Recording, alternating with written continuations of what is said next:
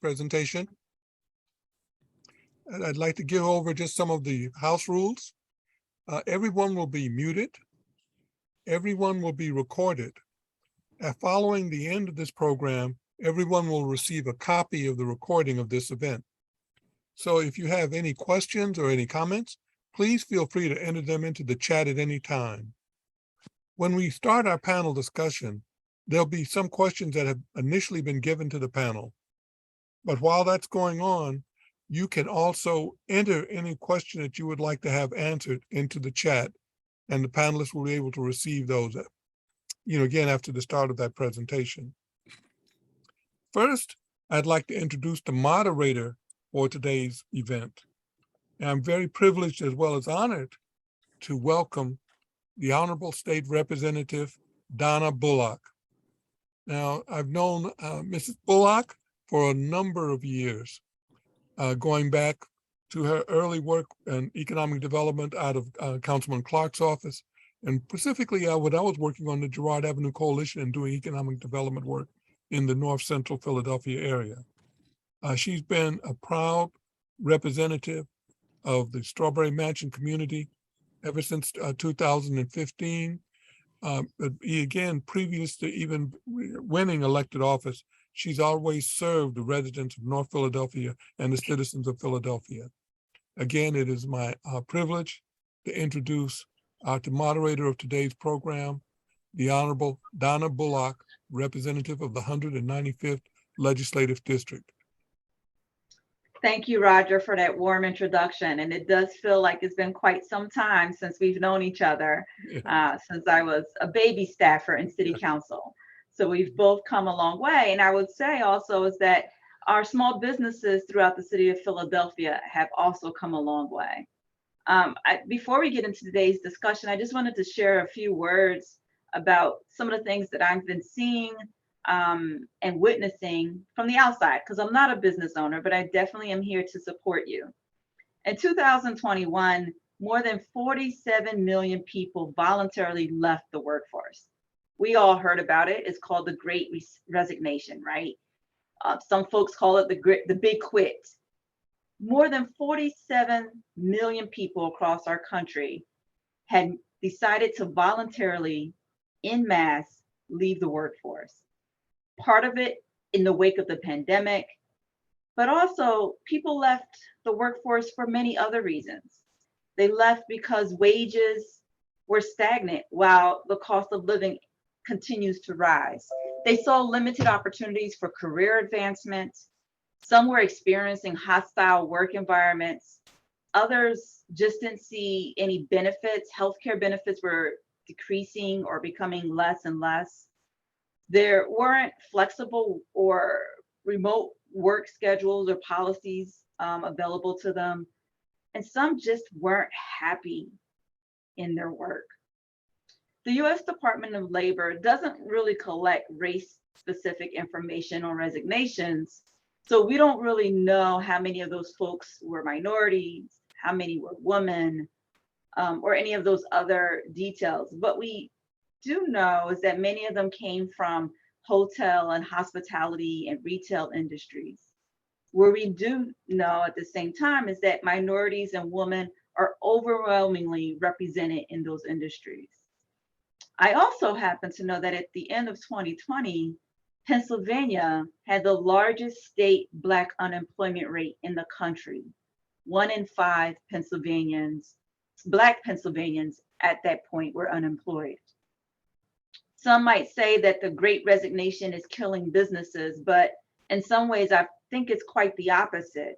You see, what I think I'm witnessing, and maybe some of the panelists can share with me their thoughts, the Great Resignation has also created opportunities for new business owners. Folks took that time during the pandemic to reprioritize their own values or to invest in themselves, spent the time and the energy to find their passions or to nurture their own talents. And then they looked around and they said, the pay at this job isn't really that great, or the benefits aren't my grandmother's benefits. I'm not going to work here until I retire and receive the watch in 25 years. And on top of that, the work culture and staff morale simply just sucks. And so why am I here? Why am I here working for somebody else? I can move on and become an independent contractor or take a spin at this gig economy while I take a class or care for a loved one or start my own business. I personally am witnessing a rebirth of small Black-owned businesses and women-owned businesses on many of our city's commercial corridors. I've talked about that rebirth of Black woman-owned businesses right here on Girard Avenue, where my office is located, where I've seen a number of Black women open businesses in the last year. I'm sure many of the entrepreneurs on the call right now was somebody else's employee just a year or two ago. Maybe you worked in the food industry, but today you have your own food truck. And so now you're a small business in a position to hire a few people. Or maybe you've been in business for a decade or two and you're trying to keep your good employees with you. You're looking to engage them and retain them in a very competitive job market. Your business is growing. You can't run it by yourself. And that employee that's doing an amazing job, maybe they're your top performer. If you want to keep them, you have to work a little harder. The definition of a good boss has changed, and employees want to be heard, they want to be engaged, and they want to believe in your company, because if not, they'll move on somewhere else. So now more than ever, it's important for employers to employ, pun intended, strategies and tools to engage and retain employees. So I look forward to hearing from today's panelists about their best practices and tips for engaging and retaining employees in a post-pandemic economy. Today we have with us two business owners and others in the small business and commerce field. We are joined today by Yolanda Blackwell from Personal Touch Early Learning Center, Dominique Shields, the owner of Pretty Girls Cook. I heard I've got to get over there and get some food. Femi Mati, the Director of Outreach and Communications from the Office of Worker Protections at the Department of Labor in Philadelphia. Heloise Jettison, the Deputy Director and Chief of Staff for the Department of Commerce. And lastly, Vin Ho, the Business Service Manager for the Commerce Department. Welcome to all of our panelists, and I'll ask that each of you just share a little bit more about yourself, 1 to 2 minutes, and I will cut you off, just to let us know a little bit about you before we get into the questions. And we'll start with Ms. Blackwell. Hi, how are you?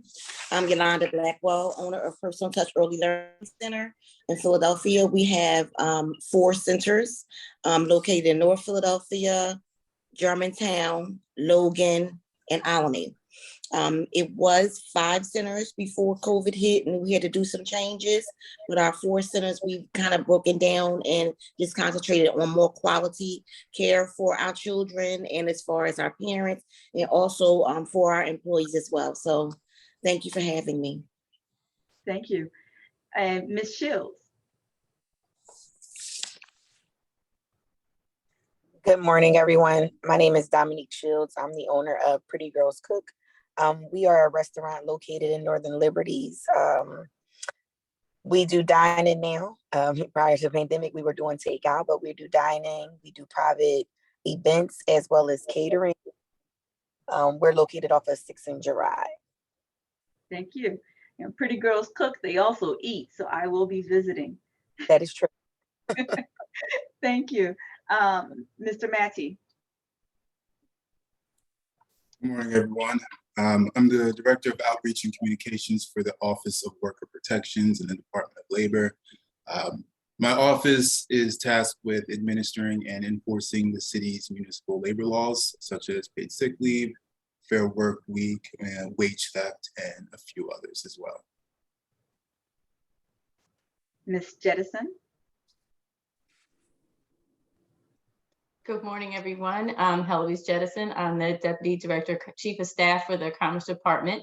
And I've been with the City of Philadelphia since 2016. And I started off organizing the Talent Development Office back then, beginning of administration, which now has grown to the Workforce Development, Workforce Solutions Division within Commerce, and most recently became Chief of Staff. So most of my job is to make sure that we are practicing what we preach, is supporting our businesses, but also to support the staff, to make sure we have great retention and support and promotion strategies within our own department, and as well as supporting the city and its endeavors as well. So thank you. Good morning.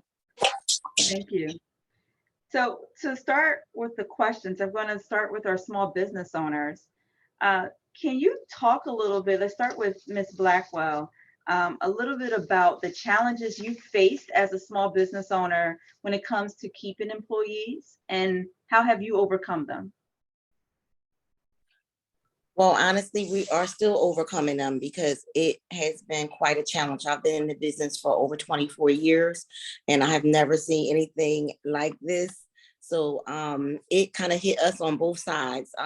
One, for business, because, parents bring, their children, they are our business. And a lot of parents were going through or, participating in the Great Resignation as well, as they came from maybe a nursing field, healthcare field, or a service field, and they became even Uber Eats or Instacart. It's just been a whole world of change. So we really had to turn and pivot, change hours, and really, look into all types of incentives and team building efforts for our staff more, because we did do that, but we had to look into, just different options to really keep them around and get them to buy into our company and believe in it and stay by our sides. And also, upping their salaries as well. So it's definitely been a challenge for us. Right. I know I did some work with childcare providers as a lawyer. And one of the things I've known is that childcare providers weren't paid as much as many other employees. Yeah. And I often had a line that we paid more folks to park our cars than take care of our children, right? And so there's a challenge right there for you. And then and during the pandemic, it was critical that we maintain the childcare industry, because without the childcare industry, nobody else could go back to work. So you definitely seen it, as you mentioned, from both sides, both your employees as well as your consumers or your parents who were using your services. Absolutely, absolutely. So Ms. Shields, would you share a little bit more about your business model and the challenges you have with keeping and retaining employees during this time? I think that I'm probably also still in the same boat as far as gaining. I think that the people that are here, the same, like she said, I added a lot of incentives. I upped everyone's salary. Kind of like, at the point I was at, on my knees. I was doing anything that they wanted me to do, whatever they needed me to do in order to keep the people who were here. I did go through, because, I had a staff of 17 prior to the pandemic. Right now it's about 9 strong. So we're still, in the process of trying to get back. And I'm sure everybody knew the restaurant, the restaurant world, we got hit the hardest because, people were making it seem as if you would catch COVID if you were in a restaurant dining in or sitting inside of a restaurant. So we kept getting opened and shut and opened and shut. So we really didn't even know what was going on either. So I did change my hours as well. And, I offer a lot of incentives to my staff that are here. I actually pay, I think, maybe the highest of some of these restaurants that are still currently open, just to kind of keep the people who were here before the pandemic and decided to stick with me through it. But yeah, we're still currently, searching and trying. And I don't think that it's, it's wonderful to see all the new entrepreneurship. However, we do still need some people to come out and, work a regular job. Mm-hmm. What are some of the incentives that you offered your employees? So a lot of my staff is younger. I buy like concert tickets. I I take them to dinner, like not here, but like maybe go out somewhere else and go to dinner. Just little things. Some of them may have children, and I'll purchase their kids some things, or book bags and big school supplies, like whatever I feel like I hear is a need that maybe was something extra or something that they particularly didn't budget for.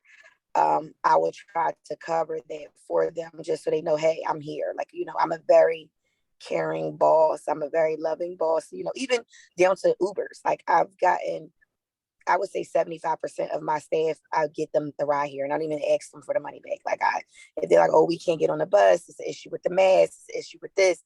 Okay, I'll get you an Uber. I'll pay for it. You can just come as long as you're going to come to work.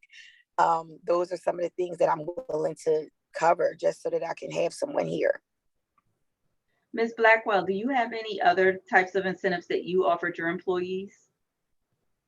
I do the same thing she does, and a lot of different bosses as far as gift cards and school supplies. But what works for me, honestly, the most is changing hours and being more accommodating to their work-life balance. If you need a split shift, you might have to care for your mother or pick someone else up. I'm way more flexible in their hours, whether it's, stay a little longer, come in later, or come in earlier, leave earlier. Those type things my staff really, really appreciates. And they feel like I said, it's a team effort. It's all of us in it together, to allow them that, careful work-life balance. Right. I think let's dig a little bit more into the work-life balance issues, because both of your businesses are in the industry where you can't work from home. If you're caring for children, you got to physically be there to care for the children. If you're cooking food and serving customers, you have to physically be there. You can't remotely serve me my food from home. So how else has work-life balance, or what tools are you using within your business to address work-life balance for your employees? Well, I'm the same, like she said, I'm definitely very accommodating. I'm actually a chef too. So days that they were like off, anytime that they want to go on vacations or anything like that, I will cover them. They won't even have to worry about it. Like we don't have the issue with not having enough staff because I'll come in and physically work myself. We've also changed our hours as well. So we don't stay open as late as we used to. And I think that they appreciate that. So, even though we close at 8 o'clock, if they have something else that need to get done, I feel like the day isn't completely gone, that they will be able to get things done from the morning to the evening, because we open like midday and we close kind of early. We're not open as late as we used to be. Yeah. So, Ms. Blackwell, do you see, having that work-life balance helps address, potential burnout, right? You want to keep employees on, right? Absolutely. Sure. Yeah. With me, I do have the industry where a lot of them can bring their children with them to work.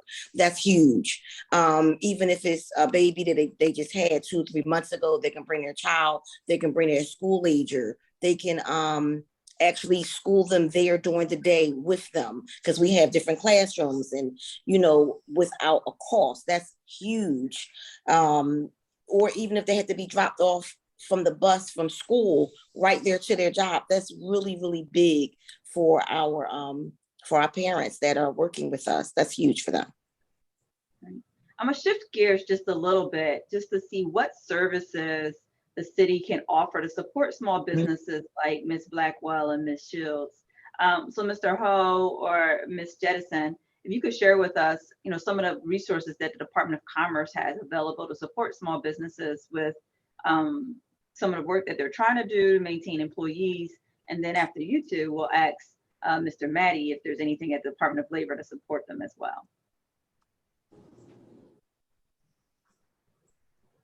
Hi, everyone. My name is Vin Ho. I'm a business services manager for the Department of Commerce.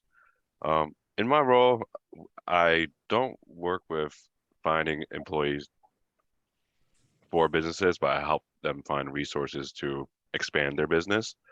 but I've also worked in small business myself, so I could talk about personal experience. And like one of the things that I would like to resonate with Ms. Shields and Ms. Blackwell is that, you know, flexibility is big to me. It really keeps me happy. And I know it's really hard to do that in the types of businesses that you guys have. My mom also owns a business, a nail salon, and one example that really stood out to me was one of her employees called her, mentioned that he was working on his house and wanted to take the day off, and because it was raining and it was slow, and she was like, before the pandemic, she might have been like, no, you have to stay in the shop. You know, you never know when a customer comes in. But now she's reflected on that and said, you know, I want to keep my employees happy. You know, it's hard to find them right now, and whatever I can do, and I will cover for them if I have to. So that's definitely something that stood out to me. So that's for me, working on personal experience. But I am a resource, and my team is a resource for all businesses for anything city related. So feel free to connect with us. I believe our information is shared on the chat. Great, thank you. And I'll just add that from the Workforce Solutions team within Commerce, we connect with the organizations that provide training, support, and development. When you're thinking about, again, as my colleague said, expanding your business, but also how do we ensure that your teams are getting the support that they need, your staff getting support, and you're getting the right staff, the best staff for you. So among some of our community partners, some of our community-based organizations that we work with that do training, development, and supportive services, such as your Impact, JEVs, PYN, a lot of those organizations we are directly connected with through a consortium of those organizations. We get information from them. We share their contact information. They have workshops and trainings and support, whether you're working actively or you're seeking work. So we try to make sure that they are connected with our small businesses. They know that, you know, they are much more of a concierge type service level of need. So our CBO partners are able to work much more effectively with small business to help with those kind of retention and support and promotion strategies. Matty, are there any other services from the Department of Labor that can be helpful? Yeah, I believe so. Our office offers compliance support for businesses. Our office, you know, we interact with businesses on different scales, from very, very large employers to very small employers. You know, and what we find is that the very large employers tend to have a team of lawyers or an HR department that deals specifically with compliance to not just city law, but state and federal law as well. And then on the opposite end of that scale, you have very small employers. I imagine Ms. Blackwell and Ms. Shields do not have a very large team of lawyers specifically dedicated to understanding city, state, and federal labor law. So with that being said, we try to really make an effort to offer ourselves as a resource and provide compliance support for businesses to really understand what laws are they required to adhere to as far as compliance, and what exactly does it mean. We recognize that the smaller businesses, they just simply don't have the time to sit down and go through every single law and make sure they are fulfilling their requirements about every single law. So again, we try to offer compliance support in the form of trainings, providing resources that they can use, and things of that nature. So, Mr. Matty, one of the reasons why a lot of employees left the workforce in recent years, and I think in addition to the pandemic, was the sort of light that was shown on hostile work environments, right? Whether it was sexual harassment or racial harassment and other concerns, just these hostile work environments that folks were going into and said, I'm not going to work in that situation anymore. I'm going to remove myself from this space. What advice would you have for employers who are trying to create a more welcoming work environment for their employees, and to put policies in place for all of the folks in the workplace to make sure that they're preventing any kind of hostile work environment. I would advise employers to really focus on creating an environment where the workers can speak freely about the treatment that they may be experiencing while at work. Creating an environment where workers feel that they have an opportunity to come to you as a business owner and as the leader in the workplace, where they feel heard and understood.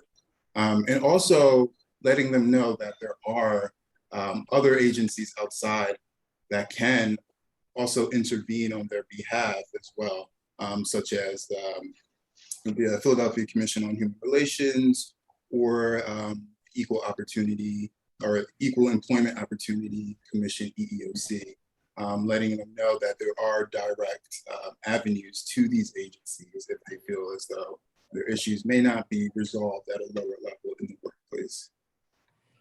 Does anybody else want to answer that question around how the environment, the culture of the workplace, particularly when it's a hostile one, can hurt or help with retaining employees?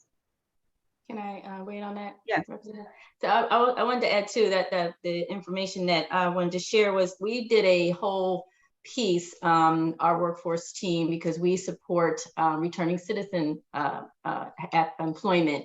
And we have what we call the Fair Chance Hiring Act. And we have another initiative that talks about equity in the workforce, especially when it comes to people of color. So there are two organizations that we worked with that put together a racial equity toolkit. So it was the Welcoming Center that is posted online. It was specifically built to support employers of all sizes to ensure that you have guidance to having good practices or enhancing your current practice, make sure that your environment is culturally sensitive, as well as addressing different types of areas such as a hostile work environment or sexual harassment. And Technically Media, who's another partner of ours, they also have done a series of webinars that are also available to see online when you have time around its equity in the tech field, but it also expands over to equity across, all types of organizations. And what does that mean to make sure that your environment and your workspace, your workplace is open and to all individuals, and they know where to go when they have a concern. We found that that's sometimes the issue. If you have an HR department, if you don't know, or whoever your person that's involved with your personnel, if your staff or your teams don't know even how to go to someone to speak about this, we need to help you understand how to do that better. How do you make sure it's socialized across your staffing team? And also we know that a lot of our organizations and our businesses, you have several generations in one workplace, and everyone looks at things and receives and reacts to things differently, right, wrong, or indifferent. And we have to ensure that that's part of how we implement practices in the city government. Same thing, our department. We have to be aware of that and make sure that we are not continuing to push out the wrong type of atmosphere, but to make sure that everyone is informed and has access. Thank you. I think that's important. And as we look at the diversity of our workforce in the workplace, there are so many different communities in one space at one time. We have to make sure that you are fostering the type of work environment that's welcoming to your employees and your customers, right? Because all of that energy will reflect as well when folks are patronizing your businesses. So one of the things that is the big elephant in the room, which is wages, right? We've talked about work environments, hostile work environments, flexible schedules and incentives. What we know is that Pennsylvania has the lowest minimum wage in this region. Every state that touches our Commonwealth borders has a higher minimum wage. We've remained stagnant for more than 10 years at this point. But in Philadelphia, we see employers across the board offering wages that are above $15 an hour, if not more, to recruit and retain employees. And other than wages, how else? Well, one, how can we support higher wages for some of those small businesses? Are there any opportunities or funding opportunities for those small businesses to do that? And two, Other than those wages, how else can we help them provide the kind of financial incentives, or have any of the businesses seen any ways to do that to supplement the shortage in wages that folks are feeling? Anybody can take that question. It's a hard one. Let's see. Yeah, I know that, we probably just need to continue to advocate for an increased minimum wage in the Commonwealth. For the small businesses, do you think an increased minimum wage will help your business and help you retain those employees? Or does it become more challenging?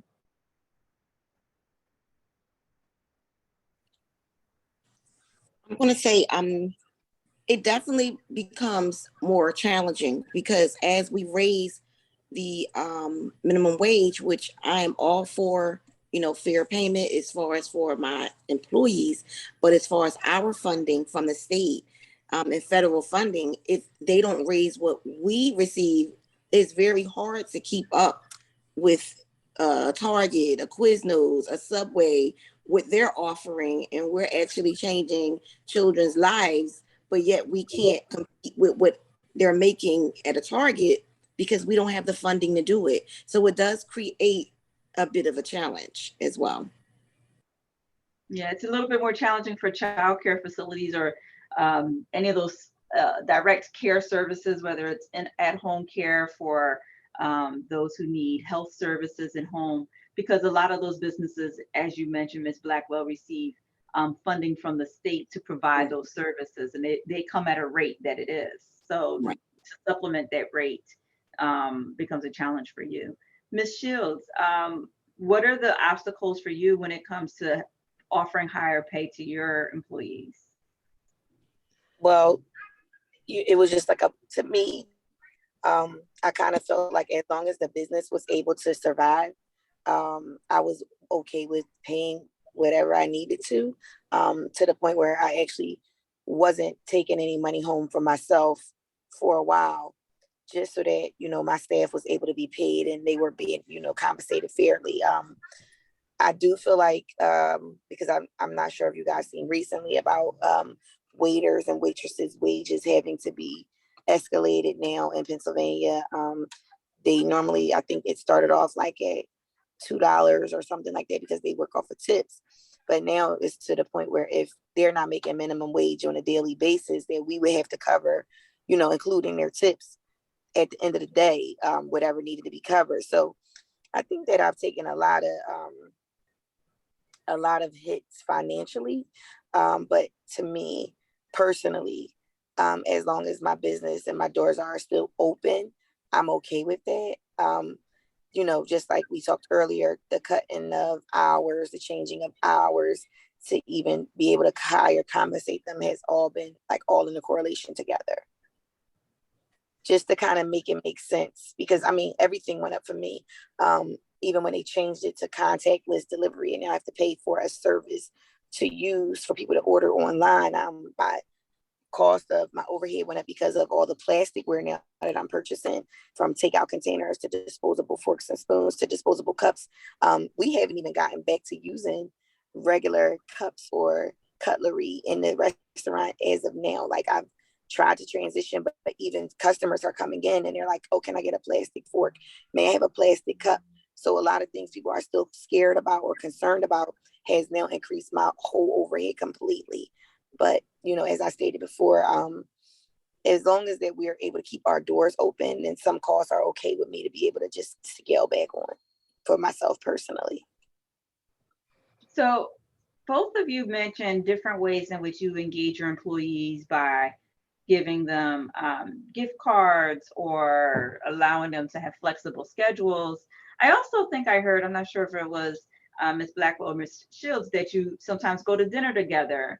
Are there other ways that you boost morale, whether it's a retreat or a trip together with your staff? How else are you engaging and boosting morale, breaking the ice with your employees? Either one, Ms. Shields or Ms. Blackwell. For us, we tried to schedule in a trip this summer. It didn't work out. Not even that, because everybody's schedules personally just didn't make, we didn't get a chance to, and we're still trying to figure it out because we've made a plan to try to go somewhere on vacation, and we're going to close the restaurant and go somewhere at the top of the year. But as far as my staff morale, I think that for me, I just kind of come in like a, like a ray of light every morning. I talk to them, I come in, I'm like, good morning, how was your night? What did y'all eat? What was y'all doing yesterday? What y'all do when y'all leave here? I try to make them, not to like overstep and make them feel like I'm their friend, but I actually like, try to make them feel like they're family to me. And I treat them, give them that kind of like love and joy, like when they come in. So it's like, oh, well, she do care, or she is concerned, even if I'm not, or I'm not, or even if I'm not even in the mood to care. I just do it anyway. Like I come in and I'm like, how y'all doing? Good morning. Everybody good this morning. Beautiful day. Y'all looking good in here. Things like that. I just kind of come in and try to like boost their confidence, boost their ego for the day. Because I mean, we're in sales. So if I can make them feel good, they're gonna make my customers feel good. So that's some of the things that I just like to do. I come in the morning and I'm like, what's the energy today? What are we listening to? What is the music we're like? Things like that. So that's just me personally, what I do with my team. I think you come to my office and tell me I look good every morning. But no, I would. Just come, you look good, rap. But that's good. I think it's part of like wanting your employees to feel like I'm a part of this family. My boss cares about me. She cares about whether I ate this morning. And I think, my office is small. We're about 6 or 7 employees. I do the same thing. We all say, hey, good morning. Who wants some tea? Who needs some coffee? I try to do a piece a day when I can and just keep them engaged, because look, the Commonwealth don't pay folks a whole lot of money either, but I got to keep these people employed, right? And they have to believe. And so for me, part of it is that they believe in what I'm doing, in the community, right? That there's this, I believe in this, I believe what she's trying to do. How, Ms. Blackwell, how do you get that buy-in? They wake up in the morning and say, yes, I want to go take care of these babies with her in this place because it is my thing. And I know that Colona is with us every day. So. My thing is maintaining like approachability. You have to be approachable. You have to, I create layers. Like they have a director and then they have an executive director. But if they feel as though they can't get through or they're not being heard, they can always call me. I always, maintain that my phone number is up on the wall. They feel comfortable calling or texting me. I think I had an issue about, 2 weeks ago, and they already talked to the director. They talked to the executive director, but she wanted to get my opinion. So that really meant that she bought into, hey, I'm here for you. I'm here for this team. And you have to always be relatable. That's just what works for me. I've taken care of 4 infants at one time. I did computers and at-home learning for 12 children at a time. So I can relate and I can, give them advice about what's going on, whether it's being a wife, whether it's being a mother, whether it's, being a good neighbor, sister, brother, whatever it is. To me, I am still relatable throughout all of my centers, and they still can touch me and feel that they really matter, because they do. I can do everything I've trained you to do, but I can't. I need you to do it. I need us to do it together. We all have a role to play. And long as they feel as though that role is important, which it is, that's how they really buy in, is that you're important, because you are. I need you. If you don't come in, kids can't eat. The bathrooms are unclean, anything. So everybody is essential to the workplace, and you have to make them feel like that. That's it right there, essential. We heard that word essential workers all during the pandemic, but many of those workers didn't feel like they were essential because they weren't being paid as they were essential. They weren't being treated by some employers as if they were essential and valued. And so I think Ms. Shields and Ms. Blackwell, you both have shown how much you value your employees, that you value the work that they do. You actually get out there and do the work if you have to, although you can't run your business all by yourself. Right. And so I think employees appreciate that, even mine, when I say, okay, everybody's on the phones today because, folks are getting their electricity cut off and they're going to call us. So we all get on the phones, including me, or we're all knocking on doors, including me. So I think that's important for your employees to see you do that. Mm-hmm. Exactly. Ms. Jettison or anyone else, if you want to chime in here, what role does diversity, equity, and inclusion play in retaining employees? 100%. The city was very, very good and proactive of putting forth a citywide DEI kind of strategy and racial equity focus. But the Commerce Department, we take it even more seriously because of the nature of the work that we do, and we are so invested in helping our communities and talking about primarily our businesses of color, that we have made it a priority and have developed a strategy that's everything from how we review, funding and grants and how we give them out, to even on our own floor, how do we approach each other? How do we make sure that we have cultural awareness opportunities? How do we make sure that we're communicating the best way and understanding and respecting each other?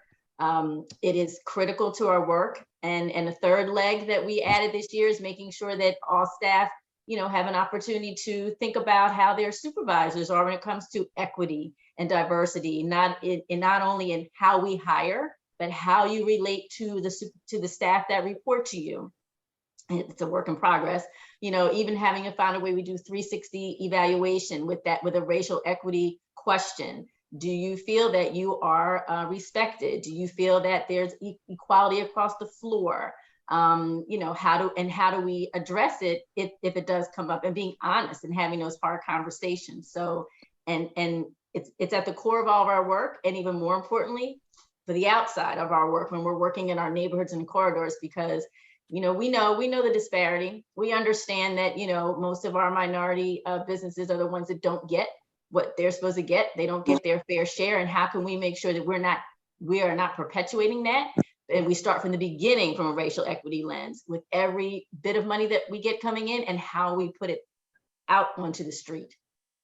All right. I think, you hit a couple of points there, Ms. Jettison. Like, first off, we know our minority businesses are often coming and working from a resources deficit, and then they're having to step up in major ways to maintain the staff that they have, to engage their staff.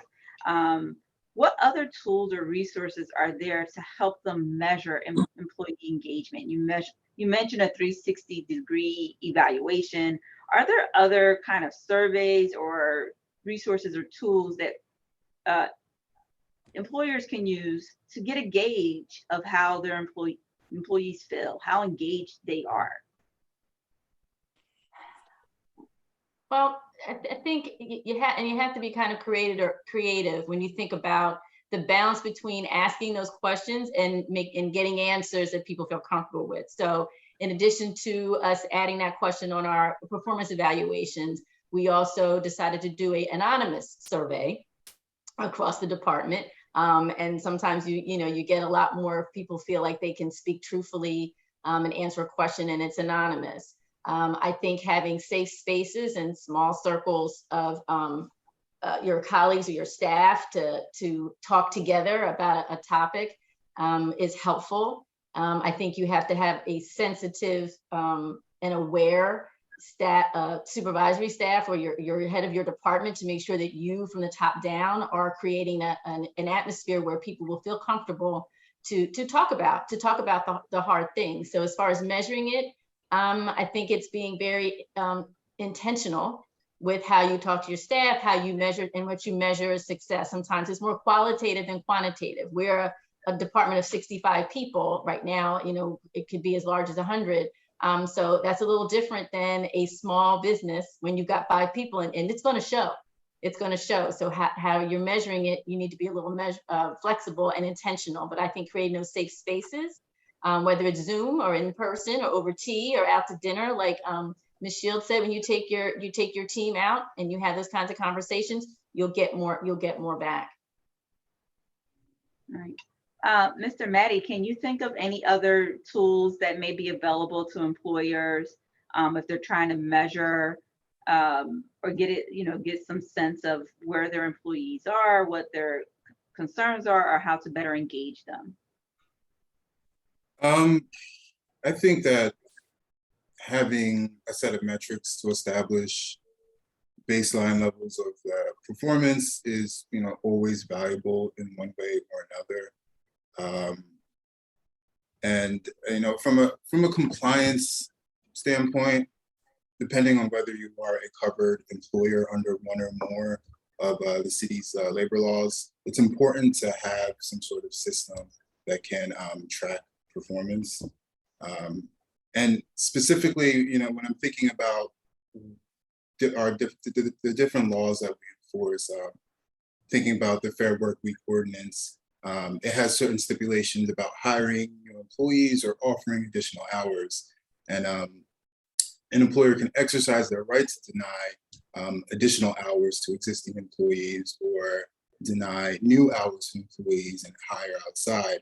But they need to be able to demonstrate a pattern of poor performance to justify the denial. So having something in place to track all of these things is incredibly important.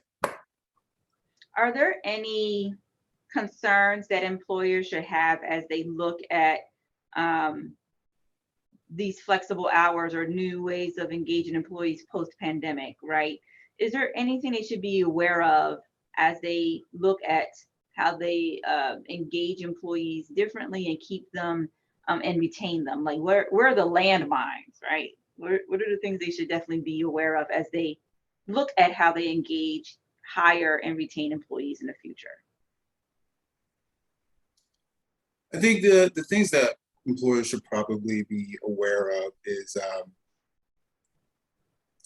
how they're offering new hours. Are we offering new hours, additional hours to outside workers before we look within ourselves and see which workers might want to pick up new hours, which ones might need to pick up new hours.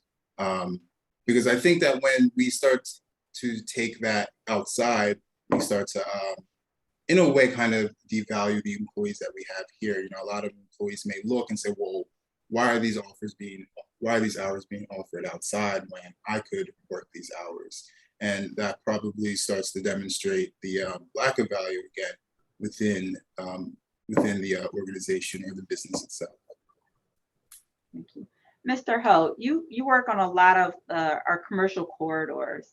And I think in some ways, having a sense of community as a business, how can businesses work together and create that business community to also share tips and resources when it comes to recruitment and retainment of employees? So one thing that I always encourage the businesses that I work with on the corridors is to form a business association. Now, I know every business is busy and can't, I guess, participate in one of those things, but it really brings a sense of community into the corridors to have a common purpose. If they're all facing the same retention issues, like at least they know that they have each other to rely on.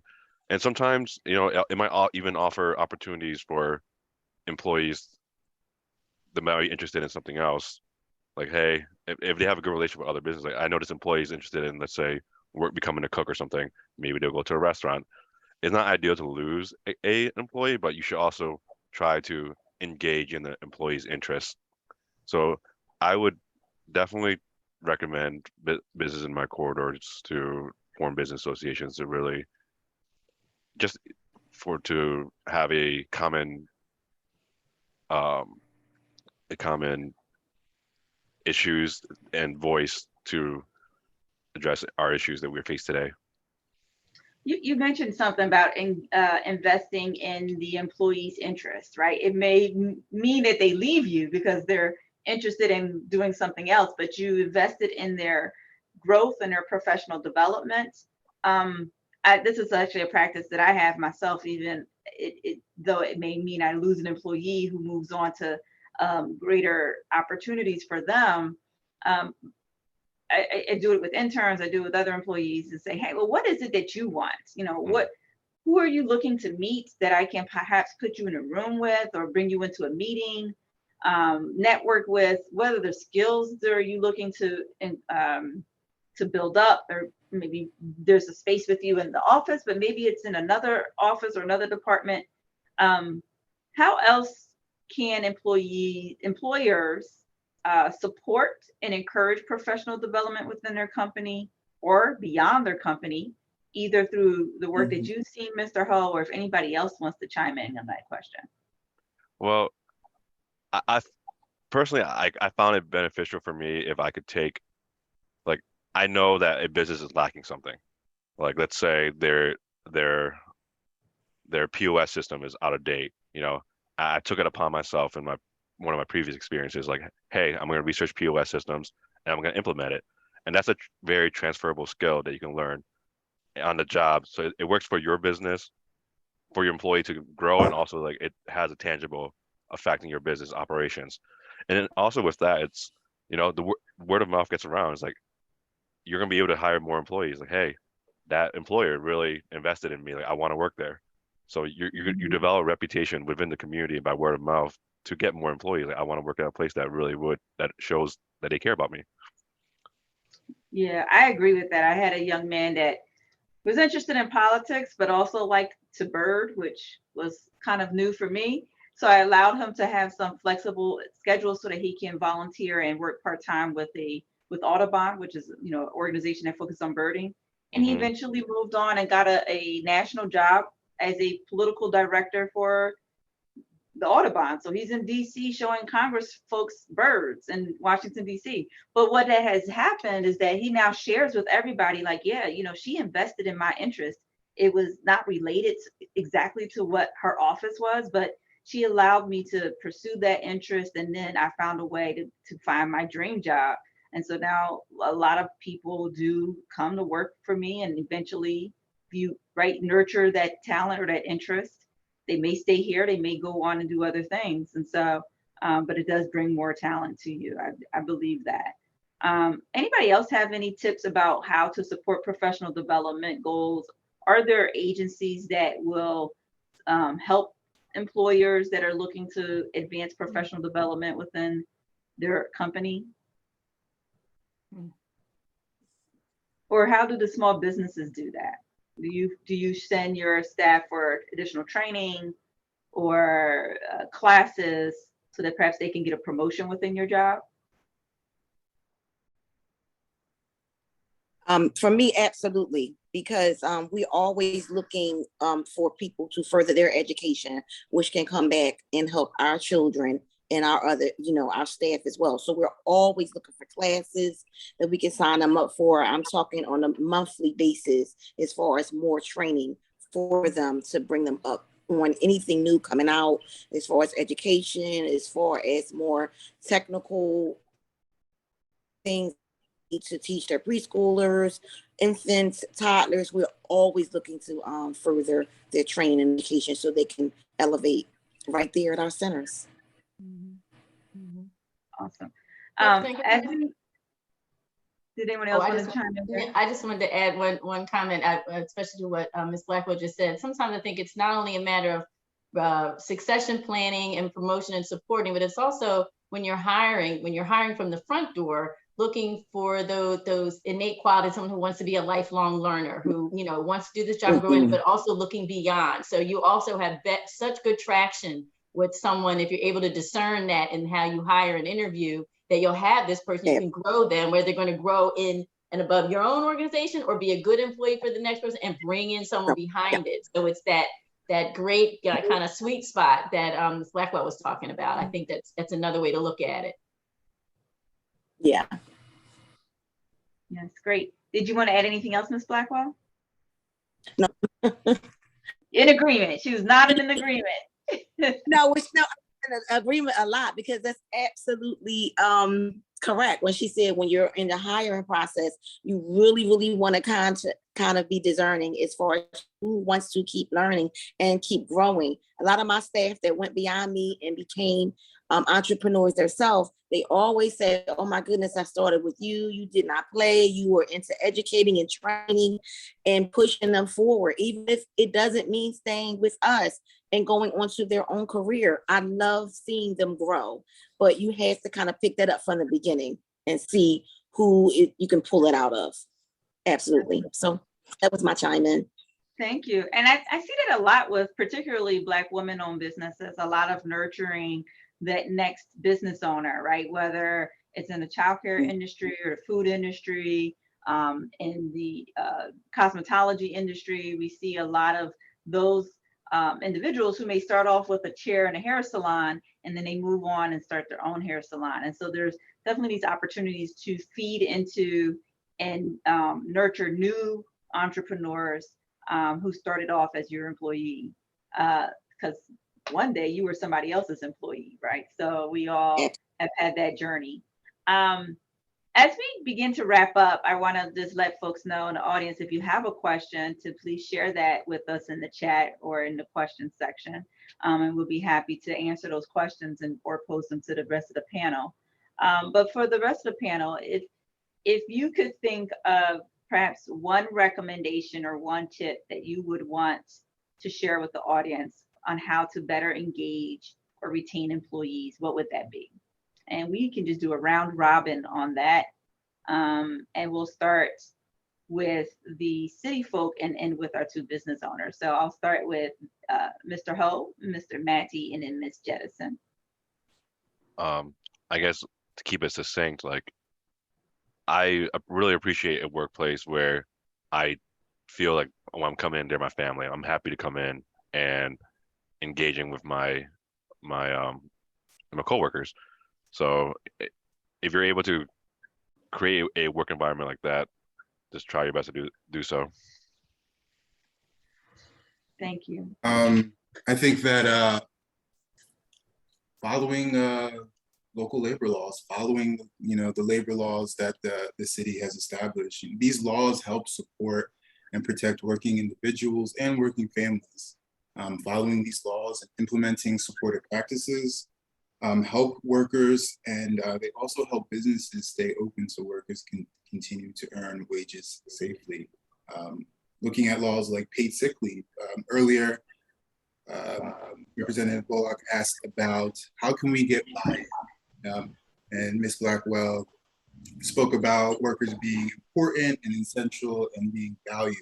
I think that like when we start to take laws like paid sick leave and make them a standard in the workplace, workers come in knowing that if I'm not well, if someone in my family is not well, if something is happening, my employer cares enough about me to not only pay me when I'm out for those hours, but also to keep my job so that I know that I have something to come back. I think that does a great job in establishing brand, and it does a great job of making sure that businesses can retain workers because they feel valued. They feel that as though they're important when they come to work. Thank you. And before Ms. Jettison jumps in, I think you're hitting on a big nail there, Mr. Matty, is that employees demanded the city to pass the paid sick leave law about 10 years ago. And then they're working on, wage theft and a fair work week and other, very hyper local laws that we have in our city of Philadelphia because our workforce has demanded that. But what we have seen to the extent that employers take that a step beyond, particularly during the pandemic, where employers made the decision that I'm going to continue to pay my employees even though my doors are closed because they need to feed their family and I need them to stay with me through the first 2 weeks if I can afford it, the first month if I can afford it, because when we reopen those doors, I need them there with me and I need them to know that I cared enough. If I had the money, if I was able to get a PPP loan, if I was able to get some other resources to pay them while they waited at home, because even if they weren't going to work, they still had rent to pay, they still had other bills, they still had food to put on the table. And my boss cared enough to make sure that I was paid. I think in those cases, when employers went the step beyond the existing laws, to make it, whether it's a pandemic or otherwise, that to tell your employees, if you're sick, stay home. I'll make sure you get paid. Or if you need a flexible work week, or I'm not going to steal your wages, all those other things. I'm going to make sure you get paid because you're valued, then they will stick it through with you. And so, as you mentioned, Mr. Matty, the laws are there as a guide, but they're not the end, right? You can go beyond what is legally required of you to make sure your employees know that they are essential and valued. So thank you for sharing that. And what is the website where employers can go to know more about our city? I'm going to drop it in the chat right now. Thank you.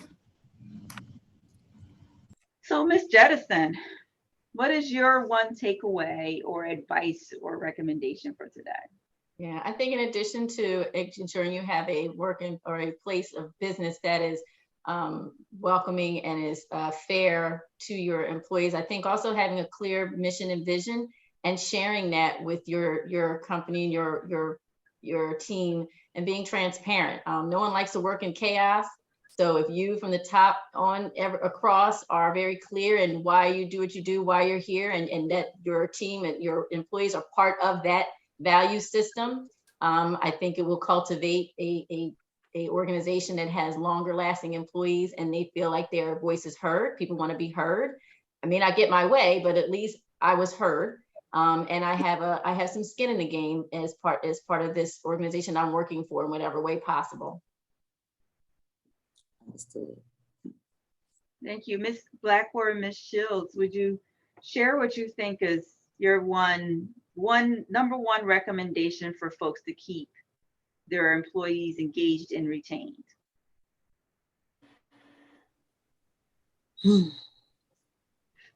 Oh, my God. There's a heavy breath there. I'm sorry.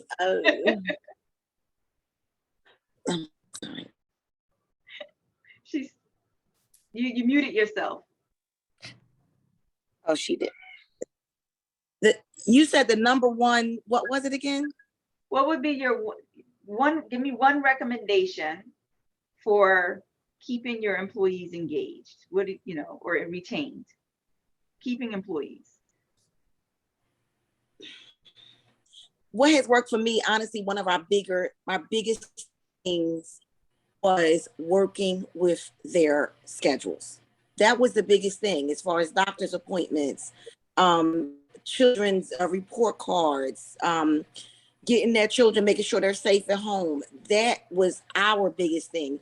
And it, to me, makes our staff feel valued, to be able to schedule and reschedule things around them and still make sure they're getting paid, still make sure they take home the same paycheck and still making sure they're okay, their health is okay, and their family life is okay as well. That was my number one that worked for me. Right. And I think you answered this earlier, but there's a question in the chat about whether you offer a flexible work week and PTO for your employees. Flexible work week, absolutely. Some of our staff works 4 days a week. That works for them. If they have so many appointments and so many things to do, then just pick out 4 days that'll work for you. And that really, really works. They still can get their hours. Once again, it's that flexibility that's huge for them. Yes. And we looked at some of that as well in my office, and we have the flexibility to do some remote because we're an office, but we still have to be here sometimes because people are walking in. So if I can do 4-day weeks for some folks where you're home for 1 day or otherwise, but that flexibility is so important. Thank you. Ms. Shields. I would just say for my business, what has worked for me was definitely probably the incentives, and then just the time that we outside of the restaurant, like things that we do outside of the restaurant, like bonding and just, them feeling, like I said, a general feel of like I treat them as if we are a family so that they feel like this is a comfortable environment. So I think that those things work for me in the restaurant. It could be like, we have, we like to call it like downtime, like our slower times, our slower days. Like even when we do like have downtime here, like we have Uno, we have cards, like they can play cards. Like it's just stuff for them to do so that they can even, interact with each other. Now Uno sometimes can be a little aggressive a game, but other than that, just stuff like that to have when there's no customers in here or no one's sitting in here at the moment. We do things like that here just to feel like a little family. So I'm coming in for some food, and then I'm coming in for a game of Uno because I'm an Uno champion in my house. Oh, well, they like to play Uno here. That is a very competitive game here. So you might have some good mates in here in this place. My only question is, are we doing stackies? That's all, because I'm stacking. I do not play. I do not play at all. I do not get involved in any game at all. So I don't know what the rules are. Well, that sounds great. No, but it sounds like you have that family environment that, you know, when they're not expected to just be a workhorse 24/7 the whole time that they're there. You respect that this community that you're building among your employees is important.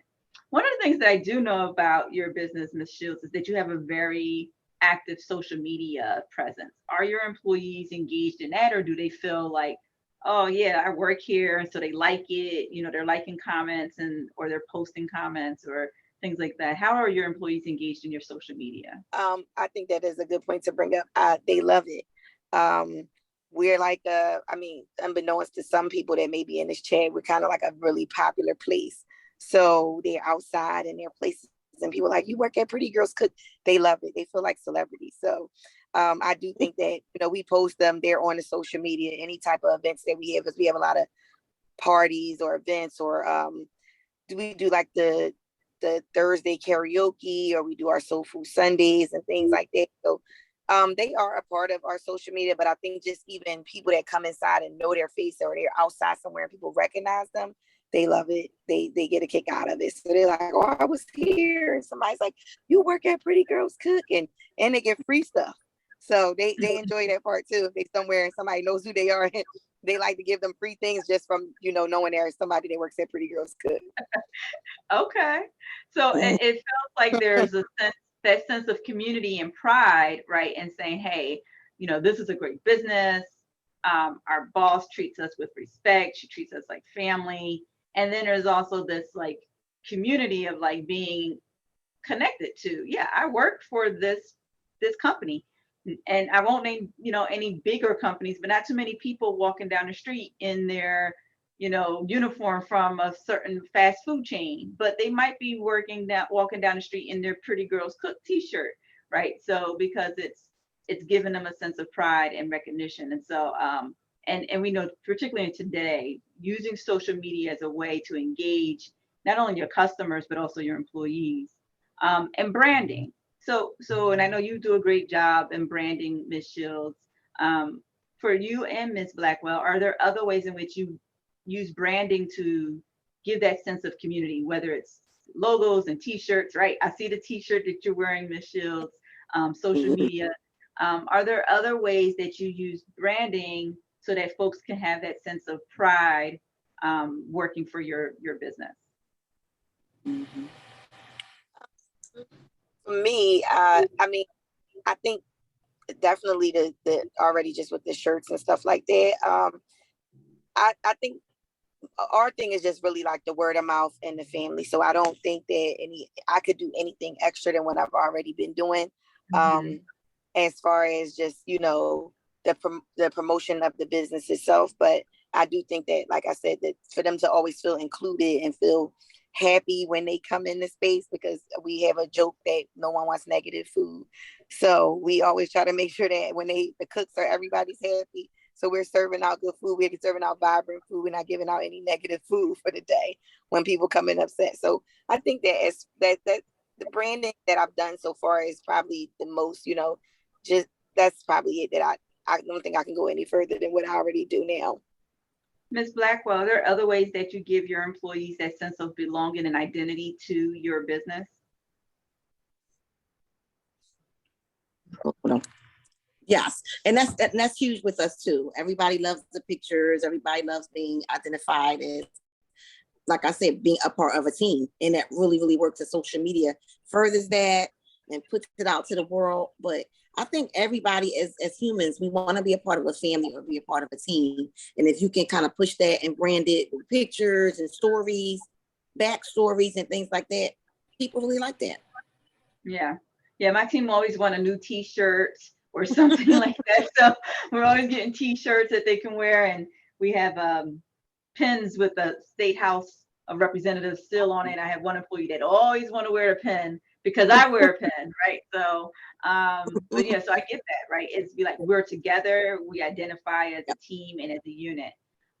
There's a question in the chat, and this can go to anybody, and I'm not quite sure. I know the question is wanting to know more about the employee retention credit. So maybe that's for the city of Philadelphia. Is there a specific credit for retaining employees? I'm not sure if it's generally, or maybe referring to those with records. I'm not quite clear on the question. Perhaps one of the city folks can jump in and give some more information about that.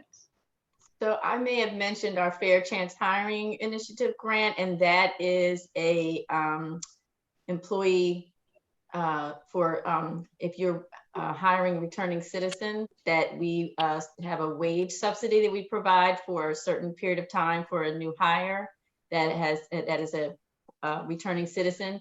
And we all, along with that, we've expanded this particular project. It's been around maybe 2 years now, that the employee themselves, as they remain employed with the employer, one of our Fair Chance Hiring employers, for a period of time, 180 days, they receive a employee retention grant award themselves for the employee, and then the employer gets the wage subsidy for a period of time. So that might be that's one thing that maybe that you were thinking of, the Fair Chance Hiring grant incentive for small and medium-sized businesses.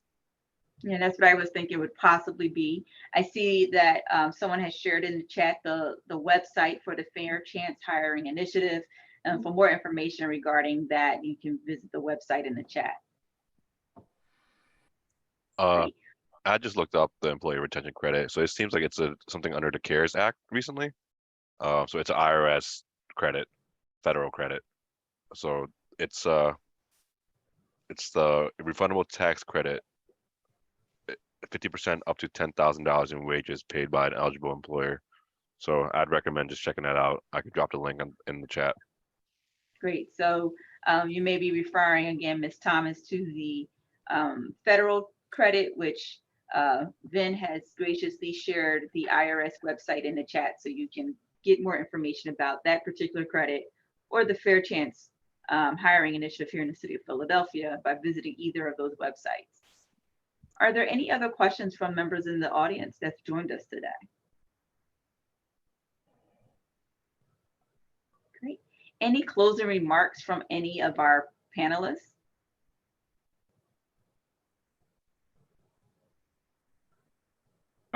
I'll just say that for business owners, our office really encourages reaching out to us if you are unsure about any one of the city's labor laws.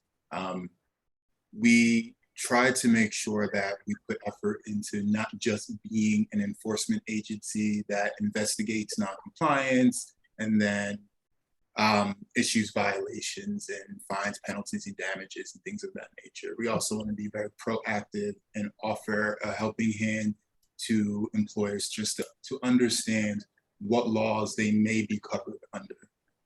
Please reach out to us. Ms. Jettison? Yeah, I was going to say thank you so much for everybody that's here, and just please remember that the Commerce Department, our business services team are here and accessible and ready and willing, able to help. And we're trying to continue to be innovative and creative with funding and support of you all from start to finish. So just keep reaching out, ask questions, and there's folks that are designated to help you with your business. Mr. Ho, did you want to add to that? Yeah, same thing with how we said. We're here, we're available, we always answer. So please reach out to us. You have any questions, if anything. I like to say that, we're at the very minimum, we'll listen to you. But we always try to get you an answer. Absolutely. And to our amazing business owners, Ms. Blackwell and Ms. Shields, did you want to have any closing remarks?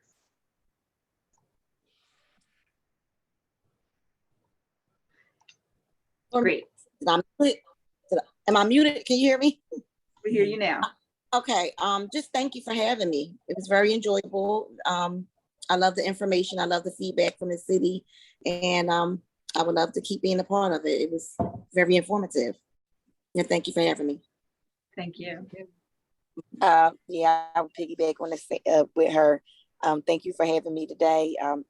This was definitely a lot of information, and I'm also, you know, a little bit more at ease to know that I'm not the only person dealing with some of the things I'm dealing with. So I do appreciate hearing her story and just That knowing part that, you right know, yeah, That Yeah. I'm part not right alone. there.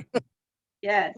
To all of the business owners that have joined us today, I want you to know that you are not alone. And there's a whole community of other small businesses here to be supportive, to be a part of your network, to be a part of your family of business owners and entrepreneurs to discuss those things and share resources. And then there's a whole network of resources between the city and the state that are here to serve you and provide you with additional information. So I will echo the sentiments from the various city agencies that joined us today, that my office is a state office, but we're here to support you as well. I also happen to be the chair of the Pennsylvania Legislative Black Caucus. And so I work with other Black legislators across the Commonwealth, many of who are also representatives here in the city of Philadelphia. And I would tell you that all of our offices are open and available. We work closely with CareerLink, which is a state agency that helps with hiring and finding employees. I know that Mr. Kern shared their information in the chat. And many of you other organizations that are at the state level, whether it's our State Department of Labor, State Department of Revenue. If you have any questions around those particular agencies and my office can be helpful, feel free to reach out. As Ms. Shields says, you are not alone, and don't ever feel as if you are. I would like to thank the organizers for today's conversation from the Department of Commerce. Thank you for the invitation to be the moderator today. Thank you to Mr. Kern for the introduction. And thank you to each and every one of the panelists who sat with me on the Zoom for a little while and indulged me in my questions. I appreciate the time that you took out, and particularly our small business owners, because that's time away from your business. So I understand that the value of this hour and a half that we share today is a hour and a half that I hope brought value to your business. And I look forward to working with each and every one of you, and also coming by to get some food from you, Ms. Shields. Yeah. So I said it at least 5 times. So I will be coming to get some food. But I wish you both great success in your business in any way that I can be supportive. Thank you again, everybody, for joining us today. If there aren't any other closing remarks from the Department of Commerce, I will end today's panel. I'll turn it back to Mr. Kern. Thank you very much, Representative. We're again very proud and honored to have you with us today. And one of the things that I think we can all take away from today's discussion is the wanting to feel like a sense of family when you're at your workplace. All of us enjoy working with people that we can share and think that are listening to us, that we can participate with and enjoy being around. So that sense of family, that sense of cooperation, that sense that I hear you is one of the most important things about creating a happy workplace. It's something that I think all of us want. And again, I'd like to thank you and everyone for participating today, and remind you that everyone who is participating today will also receive a copy of today's meeting as well as a survey. Thank you for your time, and please enjoy the rest of the weekend. Thank you. Thank you.